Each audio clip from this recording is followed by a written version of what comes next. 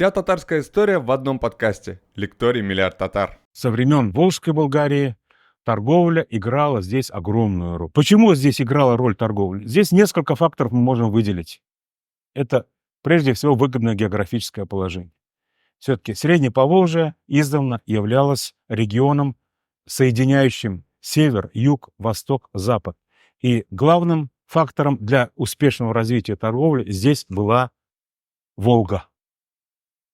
Знаете ли вы, например, что Великий Волжский путь в X веке, как раз когда существует Волжская Болгария, когда формируется Волжская Болгария, Великий Волжский путь, который соединял Скандинавию со Средней Азией, был гораздо важнее, чем, например, гораздо более часто упоминаемый путь из Варяг в Греки.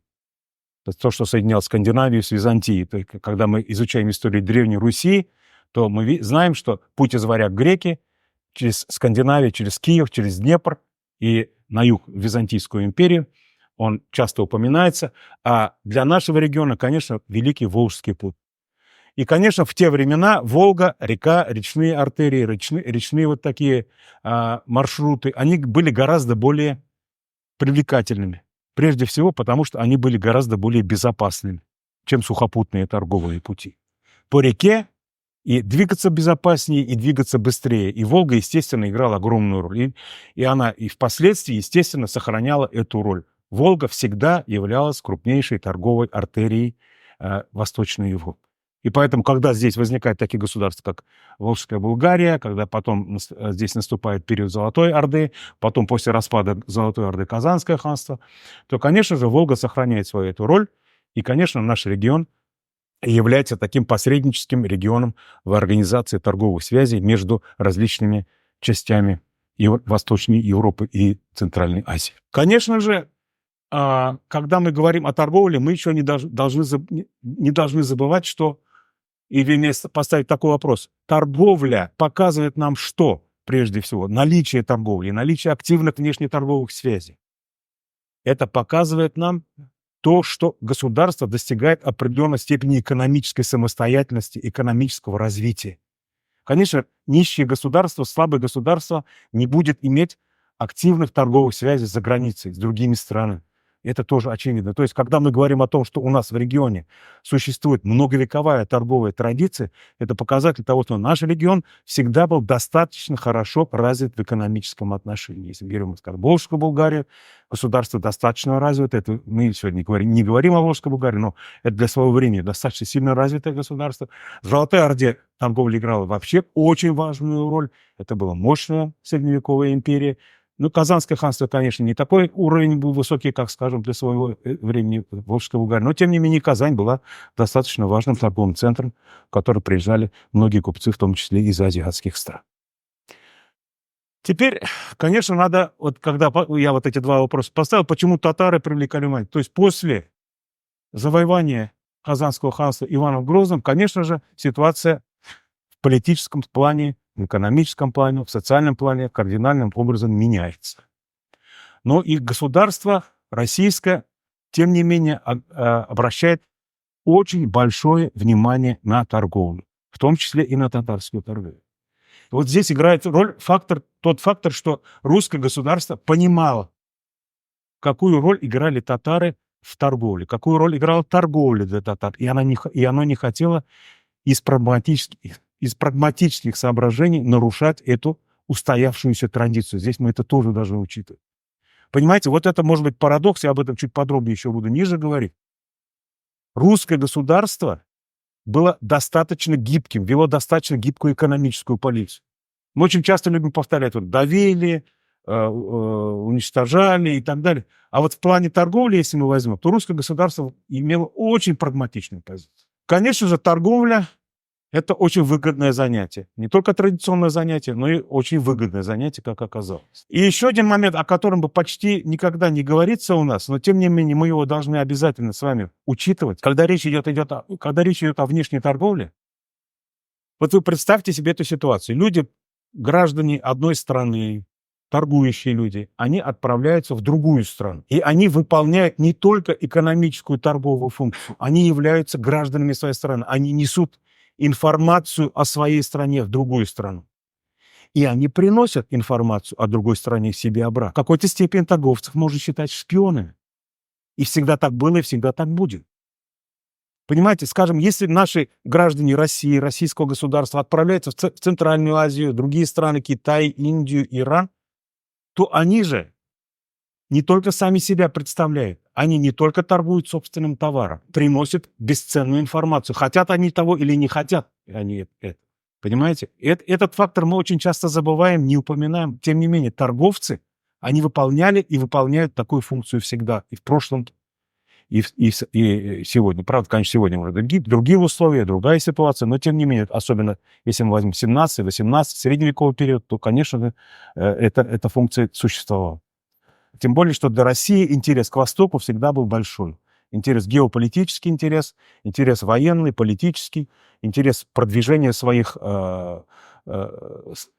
территорий или расширения своих территорий в восточном направлении. Поэтому, конечно же, татарские торговцы, которым российское государство уделяло большое внимание, также эту функцию выполняли.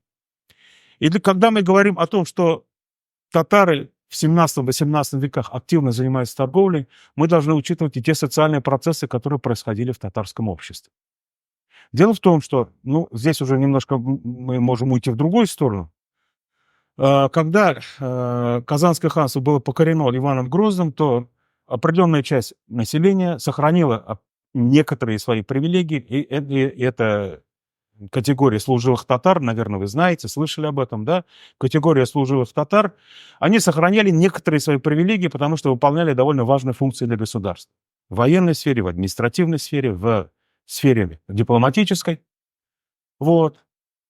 Но, тем не менее, они оставались мусульманами, татарами. Для государства они все равно представляли некий риск сепаратизма.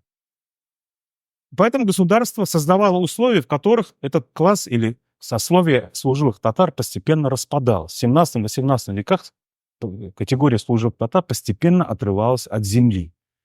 Это целая такая хитроумная ситуация, я об этом подробно говорить не буду. Поверьте мне на слово, этот процесс был. Действительно, к началу XVIII века сословие единое некогда, достаточно сильное и организованное сословие служилых татар постепенно распадается. И этот распад прежде всего проявляется в том, что служилые татары теряют очень большую часть своих земельных владений. Они отрываются от земли. Об этом можно отдельно долго рассказывать. Так вот, что они должны дальше делать, теряя свои земельные владения? И получается так, что определенная часть служилых татар начинает заниматься торговлей. Потому что торговля дает все-таки возможность сохранения своего экономического благосостояния.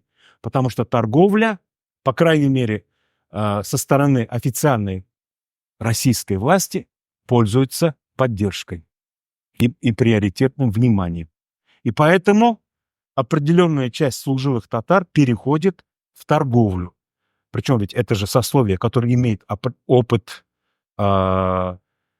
военный, опыт дипломатический, опыт административный. Все-таки у них в крови вот это вот ощущение высшего сословия, понимаете? И служилые татары таким образом постепенно, частично, пока, конечно, не все, превращаются в торговцев. Вот эти моменты мы должны с вами очень ясно учитывать. Торговля приносила выгоду, российское государство не хотело ломать традиции, которые сложились в этом регионе издавна на протяжении веков, когда Казань и Среднее Поволжье являлось центром международной торговли. И российское государство прекрасно понимало, что кадры татар необходимо и возможно использовать в своих целях, в своих интересах. Причем учитывая, что сами татары будут прежде всего блюсти собственный интерес. Когда мы говорим о том, что как только Иван Грозный захватил Казань, в Казани была основана старо-татарская слобода, на территории которой мы сейчас с вами находимся как раз. Да? Почему была основана старо-татарская слобода? Потому что русской власти необходимы были лояльные кадры, были необходимы люди, которые поддерживают эту власть, которые помогут ей закрепляться в новом регионе. И среди этих людей были и переводчики, и те, кто помогал в административных действиях новой власти, и просто военные, лояльные новой власти. И среди них были, конечно же, торговцы. То есть постепенно вот с этого момента и начинается вот это постепенно вот это вот формирования класса или сословия торгующих татар. Вот смотрите, на протяжении 17 века, и это вот особенно ярко вот в этих двух указах 1672-77 года, чувствуется, что русская власть, русское официальное государство поддерживает торгующих татар. И тарханы — это особая категория, которые пользовались особыми привилегиями. Ну, эта категория существовала, скажем, и в Золотой Орде, и в Казанском ханстве, и в русском государстве некоторые элементы вот этого тарханства, они существовали. И служилые татары получили право беспошлинной торговли. Русское государство на протяжении 17 века, может быть, даже и не, скажем так, не ярко это все было выражено в каком-то одном законе или в каком-то указе. Вот татары торгуют и так далее. Но во многих законах, во многих указах эти моменты учитывались. И вот в этих, например, указах 70-х годов это было учтено. Вот. Подтверждение этому праву казанских слободских татар было и в 1685 году, когда царевичи Иван и Петр дали специальную грамоту казанскому воеводе Голицыну о беспрепятственной торговле казанских слободских татар. Причем здесь ведь как такой получался юридический казус. Служилые татары вроде бы по закону не должны были торговать. То есть это вроде бы не совсем официально было. Но тем не менее, вот даже вот в этих указах все время это подчеркивалось, что жители татарской слободы и слободские татары, прежде всего, имеют право беспошлинной торговли. Дальше и в XVIII веке эта тенденция продолжалась, оформлялась в разное время, в разных законодательных актах. Вот в 1736 году указ был о поддержке торгующих служилых татар. И, наконец, очень яркое свидетельство тому, что торговля татарского населения по Волжье и Приуралье поддерживается государством, официальной властью, это то, что в 1744 году под Оренбургом была создана Каргалинская Сиитова слобода.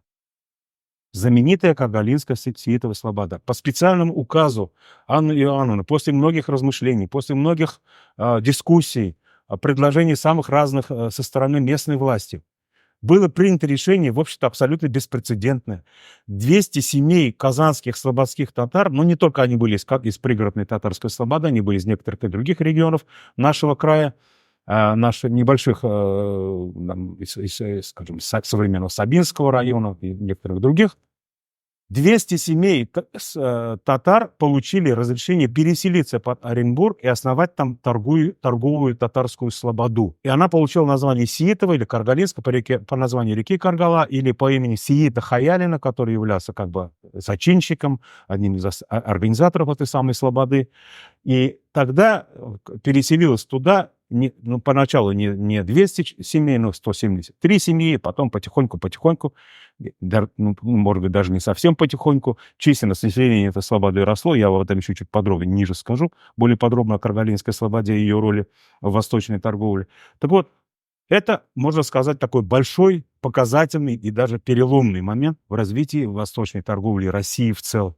Создается Оренбургская крепость сначала в 1935 году, в 1944 году, уже буквально через 9 лет, под Оренбургом возникает слобода торгующих татар, для которых основная цель — организовать торговые связи русского государства со странами Востока, прежде всего со Средней Азией. Далее, уже в 1751 году создается, после, опять-таки, очень драматичных событий, создается в Казани еще одна татарская слобода, которая получает название Ново-Татарская слобода. Вы тоже прекрасно знаете, и проживающие в Казани, конечно, это все точно знают, где она находилась, и где она сейчас находится. Ново-Татарская, ее мапистя, она возникает опять-таки в продолжении вот этой самой протекционистской политики поддержки государством торговли служилых татар, торговли слободских татар, которые должны были активно поддерживать прежде всего устремления России в восточном направлении. В 1763 году происходит два любопытных очень события. Это указ о запрещении впускать азиатцев, в кавычках, во внутреннюю область России для ведения торговли. Смотрите, государство не очень поддерживала приезд восточных купцов в центральные районы России. Это было, опять-таки, сделано прежде всего для поддержки собственного купечества, собственных кадров, можно так сказать, понимаете? То есть фактически эта функция передавалась, опять-таки, татарским купцам, потому что именно они осуществляли, в первую очередь, связь с Центральной Азией, со среднеазиатскими государствами. И в то же время в 1763 году в Казани происходит очень серьезный конфликт между жителями татарских слобод и русскими купцами. Это был конфликт почти вооруженный, потому что русские купцы, опираясь на закон, слободские татары считались по закону, официально считались крестьянами. Понимаете? И после этого русские купцы, так сказать, на букву закона опираясь, они буквально захватили несколько десятков торговых лавок и складов татарских купцов в Гостином дворе в Казани и обратились к власти, губернским властям и официально в Сенат, что татары имеют статус крестьянам торговать запрещено в этом государстве, и поэтому они неправильно торгуют. И представьте себе, государство и местная власть, и центральная власть поддержали татар, и наоборот, не поддержали русских купцов, и даже ввели специальные солдатские команды на территорию Гостиного двора, чтобы защищать лавки татарских купцов. И было специально в этом указе подчеркнуто, что татары, которые проживают в пригородных слободах, имеют беспрепятственное право торговли. Они имели иногда статусы, и даже в законах они упоминались, торгующие татары или татары, слободские татары, имеющие право торговли. Понимаете? То есть они формально вроде бы крестьяне, но имеют дополнительный статус и право ведения торговли. Ну и, наконец, 1782 год, поскольку мы говорим только о 18 веке, 19 век — это новая история, новая страница, там уже новые активности. В Казани в 1782 году создается Казанская татарская ратуша. То есть это орган самоуправления татар, который практически организовывал всю торговую активность жителей старой и новой татарских слобод. Это был коллегиальный орган, избираемый самими татарами и содержащийся за счет самих татар, жителей этих двух слобод. Там был бургомистр, ратманы, и они через определенное время менялись, они получали, так сказать, официальный статус и получали, так сказать, официальные задания. И прежде всего, если мы говорим о торговле, поскольку это уже действительно орган управления торговыми, прежде всего, активностями. Так вот, это Казанская татарская ратуша, я здесь только два момента, две их функции ее упомяну. Она начала записывать татар в гильдейское купечество. То есть именно с конца 80-х годов татарские торговцы официально приравнены к русскому купечеству в Российской империи. Это очень показательный факт. Правда, в начале самых богатых купцов первой гильдии у татар не было. Были купцы только второй, третьей гильдии, там 8, по-моему, семей, 30 семей, второй, третьей гильдии. И только в самом начале 19 века у татар появляются купцы первой гильдии. Гильдии записывали согласно объему капитала имеющегося. Первые гильдии купцы имели уже гораздо более широкие возможности для ведения торговли. У них уже был официальный юридический статус. Это были уже купцы, которые, скажем, это были уже не просто крестьяне, которые имели право торговли, это были уже официально защищенные законом члены единого купеческого сословия Российской империи. Это очень важный, очень показательный факт. И вторая функция, которая была возложена на ратушу, ратуша выдавала торговые паспорта, то, что мы сегодня называем лицензией. Вот. Торговый паспорт. Я всю свою жизнь, когда сидел в архивах и занимался этой тематикой, хотел найти торговый паспорт. И почему-то в архивах торговых паспортов почти не отложилось. Мне довелось только парочку их увидеть. Но это очень любопытный документ. Поскольку в то время не было фотографий, то в торговом паспорте описывалась внешность человека. Представляете? Просто в паспорте волосы такого цвета, глаза такого цвета, там какие-то особые приметы упоминались, никаких фотографий, естественно, нет. То есть, в принципе, конечно, можно было все это сфальсифицировать, но паспорт, прежде всего, это разрешение на ведение торговли внутри государства или для отправления за границу, для торговли с другими государствами. Так, это что касается этих общих моментов. Теперь давайте посмотрим на Сиитову слободу, которая была основана в 1744 году, только несколько моментов только здесь выделил. Она была основана в 1744 году, и очень быстро росла численность ее населения. Посмотрите, в 1744 году, в год основания, там числилось официально 996 душ мужского пола. В 1760 году, это еще 173, 200 дворов примерно было, да? В 1760 году официально 300 дворов, ну там чуть-чуть я округлил, и 1158 душ мужского пола, чуть выросло. К концу века уже видим, цифры уже в 3 раза практически возрастают, и численность населения уже почти в 7-8 раз возрастает. Это показатель того, что экономически этот населенный пункт развивается. И это именно татары Каргалинской, Сиитовой слободы, они и являются главными инициаторами и главными активистами продвижения российской торговли, российского влияния в Средней Азии.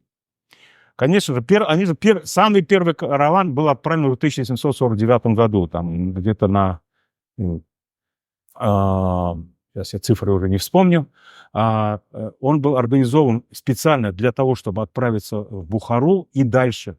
Он добрался до Афганистана, до Кандагара и вернулся, судя по источникам, достаточно успешно организовав эту торговлю.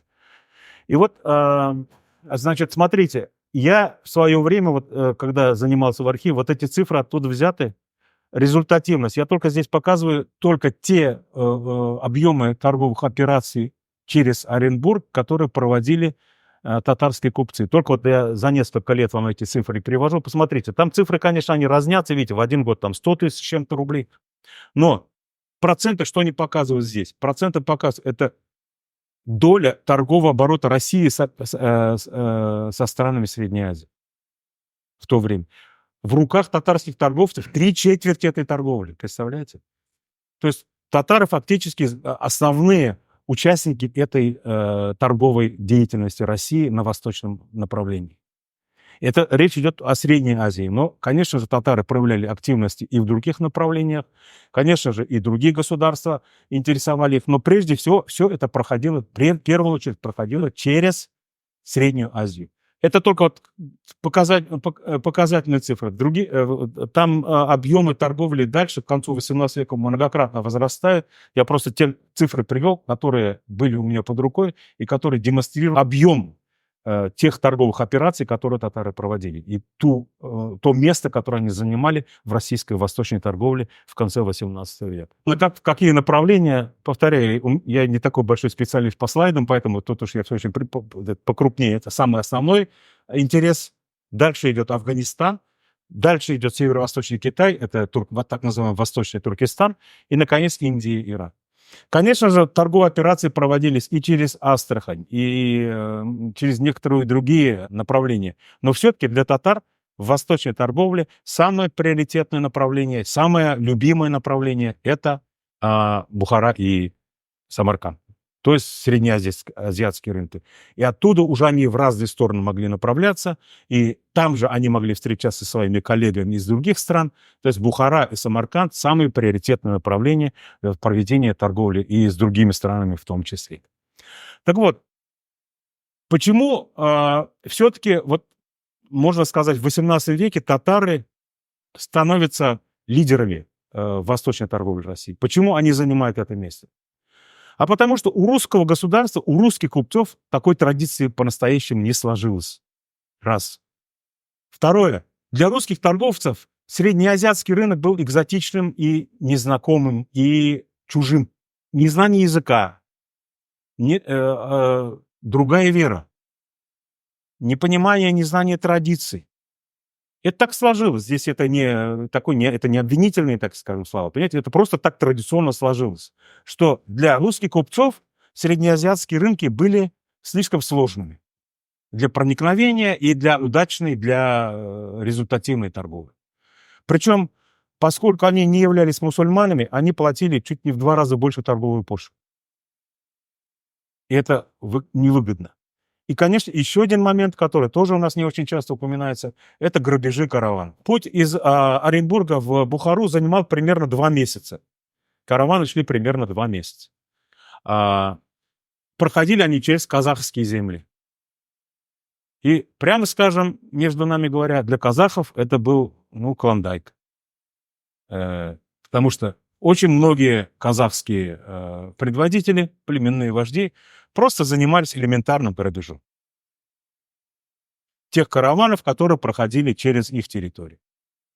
Поэтому с ними надо было договариваться. Надо было уметь договориться. Поэтому не всегда это давалось даже татарским купцам. И татарские караваны тоже попадали в такие ситуации, когда их грабили, когда их просто, ну, фактически уничтожали. Причем это было сделано, очень часто делалось безжалостно. И поэтому так получалось, что русские купцы, которые были заинтересованы в среднеазиатской торговле, не только казанские купцы, а и торговцы, русские купцы, например, из центральных регионов Российской империи, из Москвы, из других центральных городов, они очень часто для себя, как вариант, видели наем татарских купцов в качестве своих приказчиков. И со своими товарами отправляли караваны уже в сопровождении татарских приказчиков, которые на них работали. Вот еще одна функция, понимаете, то есть татары торгуют не только собственным товаром, но еще и торгуют товарами русских купцов. Тоже достаточно любопытный сюжет. Ну, конечно же, вы понимаете, что в те далекие времена, когда информации о других государствах не так много, а это сейчас мы можем. Сейчас вот включил телефон и где-нибудь какую-то видеокамеру где-нибудь в любом другом городе посмотреть, что там как происходит, где там как люди живут, как они одеваются, какая там сегодня погода. В те далекие времена, например, в русском государстве было очень мало информации по восточным странам. И поэтому практически очень часто любой купец, который, например, собирался ехать еще дальше, не просто в Бухару и Самарканд, а еще и дальше, это всегда было сопряжено с риском. Понятно, торговля предполагает риск, особенно в те далекие времена. И когда люди отправляются, имея товар, имея достаточно большой объем, например, каких-то товаров, отправляются в далекие восточные страны, это очень большая смелость, понимаете? То есть мы здесь должны подчеркнуть, что татарские торговцы в этом отношении были очень хладнокровными и смело. Направляясь в самые далекие края, про которых вообще ничего толком не знали, они, конечно, рисковали и собственными товарами, иногда и собственными жизнями. И здесь мы должны подчеркнуть, что вот эта торговля, она как бы воспитывала этих людей. Она их меняла, она их формировала по-своему, понимаете? Вот поэтому, когда мы говорим, например, об экзотических путешествиях татарских торговцев, например, в Индию, когда мы говорим об экзотических путешествиях татарских купцов, допустим, в Китай, то, конечно же, мы должны понимать, что эти люди шли, ну, как Колумб шел за открывать Америку. Почти так мы можем сравнить, понимаете? То есть люди, которые, ну, понимали очень хорошо, что они могли и не вернуться из этого путешествия рискованного. Не только потерять товар, но и потерять свою собственную жизнь. И вот поэтому я сейчас несколько слов хочу сказать о двух замечательных наших купцах, путешественниках, которые как раз в XVIII веке, ну, можно сказать, пробивали дорогу для русского государства в восточном направлении. Это Исмаил Бакмухамедов, уроженец Каргалинской слободы. В 1751 году он отправился сначала из России в Бухару по торговым делам, а потом он получил как бы предписание, как он сам в своих записках потом писал, предписание от нашего царя отправиться дальше, в Индию. Вот представьте себе, это путешествие для него продлилось почти 30 лет. И в конце концов, когда он вернулся или по дороге, он какие-то путевые свои записки, конечно, путевые записки составлял, они впоследствии были опубликованы, в рукописях расходились, они были достаточно известны в татарской среде. Так вот, Исмаил Бакмухамедов в сопровождении еще 4 татарских торговцев, среди которых купец Надыр Сафаров, отправляется вот по этому маршруту, который здесь указан: Оренбург, Ургенч, Бухара, Антхой и так далее, и так далее. Вот. И фактически потом это все было описано достаточно подробно. Это очень экзотическое описание, конечно, во многом наивное, во многом иногда создающие вопросы. К этому описанию можно очень много вопросов поставить, очень много неясностей в этом описании. Но в любом случае очень драматичное описание, которое было опубликовано, которое было исследовано нашими учеными. Оно состоит из 3 частей. Вначале он описывает свою поездку в Среднюю Азию, Афганистан, Иран, Ирак и Индию. Вот. Затем более подробно он описывает то, как он находился в Мекке и Медине, в святых местах. И, наконец, он почти 25 лет, оставшись практически без ничего, провел в Стамбуле. И только потом сумел вернуться на родину. Понимаете, 25 лет в Стамбуле он практически уже был нищий. Он все потерял. Но, тем не менее, он определенную функцию выполнил. То есть вот эти записки дают представление о том, как какими путями торговцы доходили до Индии, что они там увидели, чему они там удивились. Очень много описаний различных народов, городов, в которых он побывал. В конце концов, вот в этом самом городе Сурат они стали жертвами пиратов. Сначала скончался один из его товарищей, там еще по дороге заболев, а во время нападения пиратов еще двое, одному оторвало голову во время обстрела пиратов, другому ядро попало в живот, он скончался, он остался только с одним своим товарищем, который впоследствии тоже скончался, так что Исмаил бек Мухаммедов в конце концов остался один. Вот это вот удивительная судьба, но тем не менее, вот этот человек впоследствии, он побывал в Мекке и Медине, описывал все те религиозные, значит, он там больше года прожил, дважды совершил хадж, и описывает, как святые места для паломников в то время, как они там были организованы, какие там были ритуалы, описывает самые какие-то экзотические вещи, которые он там видел. И, наконец, в конце концов, когда вернулся, повторяю, он описал это все в своем путешествии, которое у нас в исторической и литературной традиции называется «Исмаиль ага саяхат намесе». Достаточно популярное и широко известное в татарской среде описание. И второе, менее, значит, известное описание, которое оставил Губайдулла Амиров. Он был уроженцем деревни Стерлибашево, достаточно известная, которая сейчас находится в Башкортостане, и был впоследствии толмачом Оренбургской пограничной комиссии. Вот. Он после Пугачевского восстания оказался в приграничных районах, значит, России, попал в плен к казахам. Казахи его впоследствии отпустили, поскольку он был мусульманином, и он попал в Бухару. Там он скитался, не знал, что делать. И потом, в конце концов, с торговым караваном отправился в Индию. Вот. И вот он там побывал уже в Индии, и в Индии он тоже очень много интересного описывает. И животных, и города, и торговые ряды, и какие-то обычаи. Изучил 4 языка за это время, он тоже достаточно долго там находился. 4 языка изучил. В конце концов, он сделал очень интересное для русского государства наблюдение. Вот здесь я некоторые цитаты даже привел. Торговля России с Индией могла бы иметь, здесь цитата уж сама его, бесчисленные выгоды, которыми пользовались в основном только англичане. И потом, когда он вернулся, в конце концов, все-таки в 1806 году вернулся в Оренбург, он по поручению местных властей составил вот эту записку, которая называется «Об индейском владении народе воном обитаемым». На русском языке она опубликована, тоже она потом была очень активно использована многими исследователями, используется, цитируется. И вот он обращает внимание, какие товары интересуют прежде всего покупателей в Индии. Это козьи, софьяны, тонкий холст, стальные железные полированные изделия, люстры, хрусталь, часы, тонкие армячины в величайшем уважении в странах Востока, как он сам пишет, понимаете?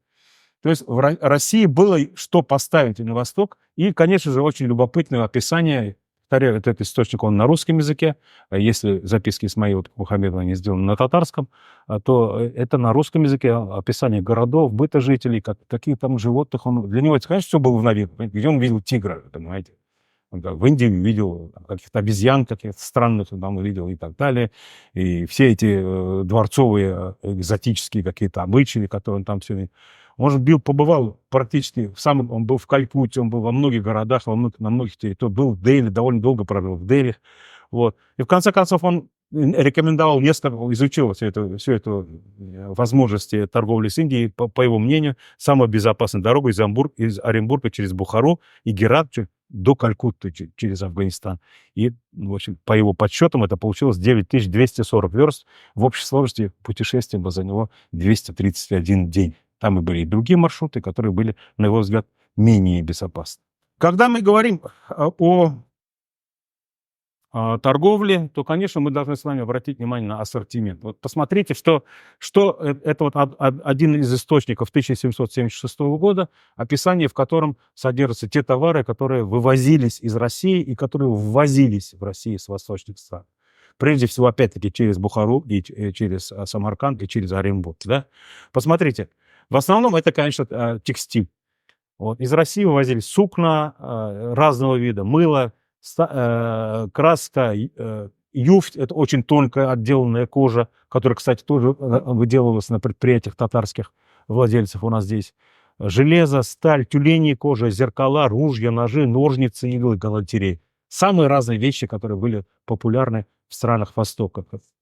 А из Бухары возились тоже, в принципе, тоже очень много возилось текстиля, одежды разного вида, блестящих каких-то одежд. Из Бухары чадры, кисеи, выбойки, фаты, бурметы, бязи. Некоторые термины мне даже не все понятны, но я уж тут расшифровывать их не стал. Из Индии тоже, опять-таки, вы видите сами полосатки, гладкие меткали, золото, серебро, алмазы, яхонты, лалы, изумруды. У вас, видите, драгоценности из Индии очень часто возились. Ковры, кстати, из других стран. Ароматы разные вот из Индии активно пользовались популярностью на рынке российском. Из Ирана парча, опять-таки, самые разные одежды, шелк, кушаки, платки и так далее, и так далее. Так, это я просто процитировал этот листочек 1776 года. Конечно, в свое время, когда я занимался в архиве, ассортимент товаров был гораздо более широким, я там, себе в свое время зафиксировал, там, чего там только не было. Понимаете, но в любом случае торговля шла достаточно активная. Вот это караванная торговля, и вот самые разные товары доставлялись из России на рынке Бухары, Самарканда. Там люди могли и сразу продать, или посредникам из других восточных стран все это отправлять. И в конце концов все это пользовалось достаточно большой популярностью. Вот скажем, когда мы здесь говорим о каких-то товарах, которые из России отправлялись, вот я здесь хочу подчеркнуть, что торговля очень активно способствует развитию промышленности в нашем регионе, понимаете? То есть вот эти самые купцы, имея статус уже гильдейских купцов, очень часто создавали самые различные мануфактуры. Прежде всего текстильные, кумачные. Вот у нас в регионе, это тоже очень любопытный сюжет, для конца 18-го, начала 19 века у нас было несколько десятков таких очень успешных кумачных мануфактур. У нас было очень немало кожевенных мануфактур. И здесь это, опять-таки, старая добрая традиция, которая идет и со времен Волжской Болгарии. Здесь выделывалась очень качественная кожа, которая здесь названа юфти. Вот. Она вывозилась на азиатские рынки. Юфть — это тонкая, выделанная, очень качественная, мягкая кожа. Вот. И мы видим таким образом, что торговля, в том числе внешняя торговля, давала толчок для развития промышленности, для развития промышленного нашего края. И это тоже очень важно, на мой взгляд. То есть у татар вот эта такая особенность, она очень ярко прослеживается. Торговля, потом эти люди становятся промышленниками, хозяевами мануфактур. Потом дальше уже в XIX веке уже начинается там уже капитал формироваться, там уже фабриканты, заводчики, купцы, потомственные купцы и так далее, и так далее. То есть там картина уже будет еще более такой яркой становиться. В заключение, я уж очень многие сюжеты так только затронул, как для экзотики, да, торговля принесла в русский язык очень много новых терминов. Те слова, которые вот здесь я только часть какой-то привел, так еще и растения есть, и другие какие-то есть еще. Ну, скажем, базар, бакалея, барыш, барышник, лабаз, магарыч, товар, товарищ. Это все слова, которые пришли через торговлю в русский язык. Ну, естественно, и такие слова, как булат, жесть, это не тюркские слова, это могут быть и персидские слова, они пришли в русский язык именно через торговлю со странами Востока. Уважаемые друзья, если бы... Я повторяю, что каждый из этих сюжетов, в принципе, заслуживает отдельного разговора. Можно говорить о каждом из них подолгу, помногу, специально подготовившись. Я постарался для вас показать только самые важные направления, на мой взгляд. Вот. Здесь я не смог остановиться на многих сюжетах, на многих направлениях восточной торговли. Но, на мой взгляд, я постарался выделить самые-самые важные в этом вопросе. То есть как татары участвовали в восточной торговле, какую они роль в ней сыграли и каких они добились результатов. И почему русское государство все-таки татарскую торговлю очень активно в 17-18 веках поддерживает.